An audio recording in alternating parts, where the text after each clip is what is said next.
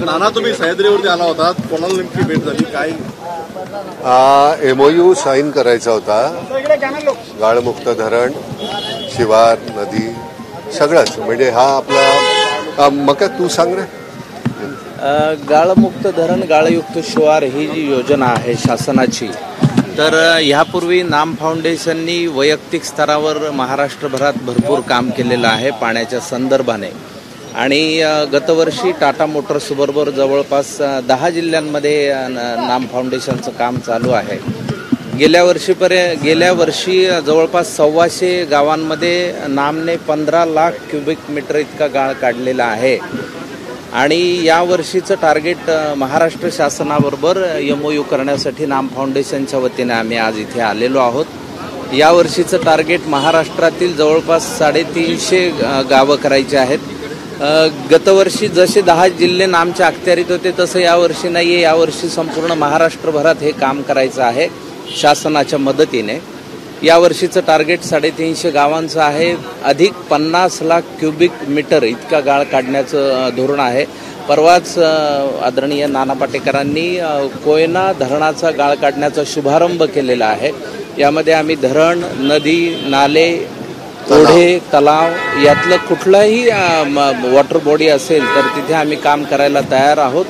या निमित्ताने सर्व महाराष्ट्रातील गावकऱ्यांना एक आवाहन आहे, ज्यांच्या गावामध्ये पाण्याचं काम करण्याची आवश्यकता आहे त्यांनी कृपया नाम फाउंडेशनला आवर्जून संपर्क साधावा.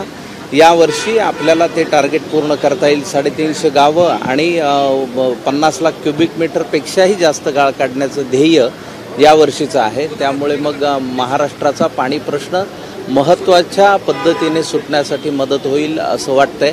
आज तो MOU माननीय मुख्यमंत्री साहेब, माननीय उपमुख्यमंत्री साहेब यांच्याबरोबर साईन झालेला आहे. आणि नाम फाउंडेशनच्या वतीनं या सर्वांचे मनापासून आभार मानतो. समस्त महाराष्ट्रवासियांचे मनापासून आभार मानतो की आता ही चळवळ खऱ्या अर्थाने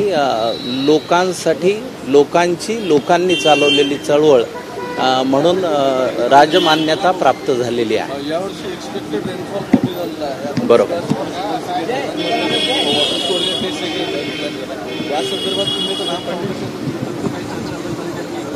मुळात कसं आहे की यंदा पाण्याच्या कामासाठी पहा, आता निसर्गचक्र आपल्या हातात नाही. यंदा अल निनोचं भाकीत हे साधारण मार्चपर्यंत आहे. त्यानंतर कदाचित अल निनोचं वातावरण बदलू शकेल असंही शास्त्रज्ञांचं म्हणणं आहे. त्यावर आपण सगळे अवलंबून आहोतच.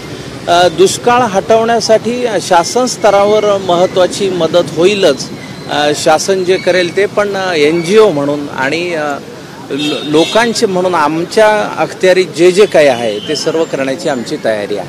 पण ह्या माध्यमातून आपण आता सगळीकडेच जे करतोय आणि आता ही सगळ्यात महत्त्वाची गोष्ट, आज महाराष्ट्राबरोबर MOU झालेला आहे गव्हर्नमेंट बरोबर. पण आपली ही चळवळ जी आहे ती आता महाराष्ट्रापुरती मर्यादित नाही राहिली. आपण काश्मीरमध्ये करतोय, गुवाहाटीला करतोय, राजस्थानमध्ये करतोय, आता काय उत्तर प्रदेशात करतोय, आपण बुंदेलखंडामध्ये सुरू करणार आहोत. गंमत कशी आहे की प्रत्येकाने दिलेले CSR फंड असतात आणि ते त्यांच्या परीने सांगतात की आमची इच्छा आहे की तुम्ही इथं काम करा. तर त्यामुळे आता हे महाराष्ट्राला आपण फक्त म्हणजे इथे हे याला प्राधान्य असेलच, पण ते आता भारतभर आपल्याला सगळ्या ठिकाणी काम करता येणार आहे. आणि हे कसं आहे, हे जितकं वाढेल तितकं प्रत्येकाने आपल्या मजदुराप्रमाणे, कोणीही, तुम्ही सुद्धा मीडिया म्हणून हे सगळं पोचवत राहायला पाहिजे.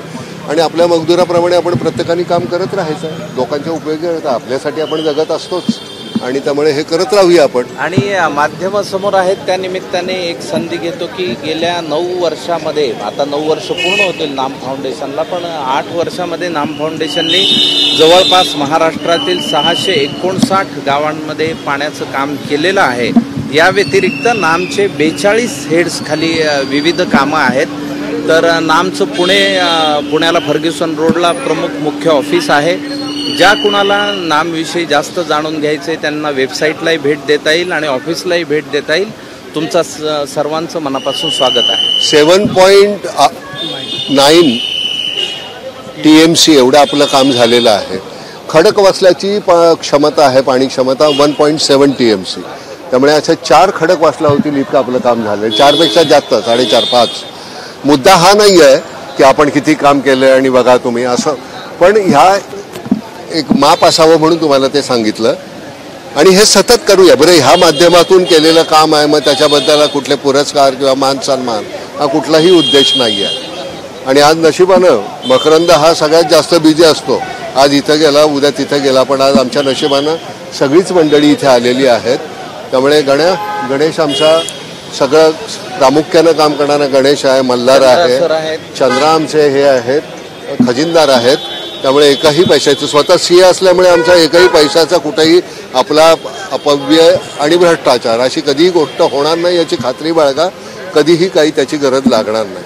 आपल्याला CSR फंडामधून यावर्षीचं उद्दिष्ट होतं 10% जे होतं ते आत्ताच 40% झालेलं आहे. त्यामुळे पैसे द्यायला लोक इतके तयार असतात, फक्त तुमच्याकडे तो कार्यक्रम असायला पाहिजे.